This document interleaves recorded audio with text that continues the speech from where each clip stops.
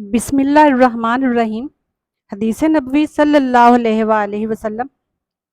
حضرت عائشہ صدیقہ رضی اللہ عنہا فرماتی ہیں کہ ہم رسول اللہ صلی اللہ علیہ وآلہ وسلم کے ساتھ بعض سفر غزوہ بنی المصطلق میں تھے۔ جب ہم مقام بیدہ یا ذات الجیش پر پہنچے تو میرا ایک ہار کھو گیا۔ رسول اللہ صلی اللہ علیہ وآلہ وسلم اس کی تلاش میں وہیں ٹھہر گئے اور لوگ بھی آپ کے ساتھ ٹھہر گئے، لیکن وہاں پانی کہیں قریب میں نہ تھا۔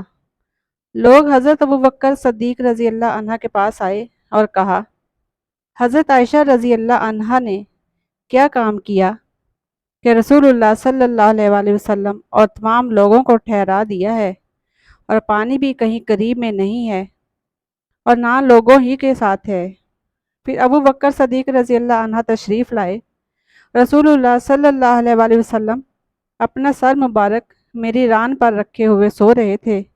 فرمانے لگے کہ تم نے رسول اللہ صلی اللہ علیہ وآلہ وسلم اور تمام لوگوں کو روک لیا، حالانکہ قریب میں کہیں پانی بھی نہیں ہے اور نہ لوگوں کے پاس ہے۔ حضرت عائشہ رضی اللہ عنہا کہتی ہیں کہ والد ماجد رضی اللہ عنہ مجھ پر بہت خفا ہوئے، اور اللہ نے جو چاہا انہوں نے مجھے کہا اور اپنے ہاتھ سے میری کوکھ میں کچوکے لگائے۔ رسول اللہ صلی اللہ علیہ وآلہ وسلم کا سر مبارک میری ران پر تھا، اس وجہ سے میں حرکت بھی نہیں کر سکتی تھی۔ رسول اللہ صلی اللہ علیہ وآلہ وسلم جب صبح کے وقت اٹھے تو پانی کا پتہ تک نہ تھا، بس اللہ تعالیٰ نے تیمم کی آیت اتاری اور لوگوں نے تیمم کیا۔ اس پر اسید بن حضیر رضی اللہ عنہ نے کہا، اے آل ابی بکر، یہ تمہاری کوئی پہلی برکت نہیں ہے۔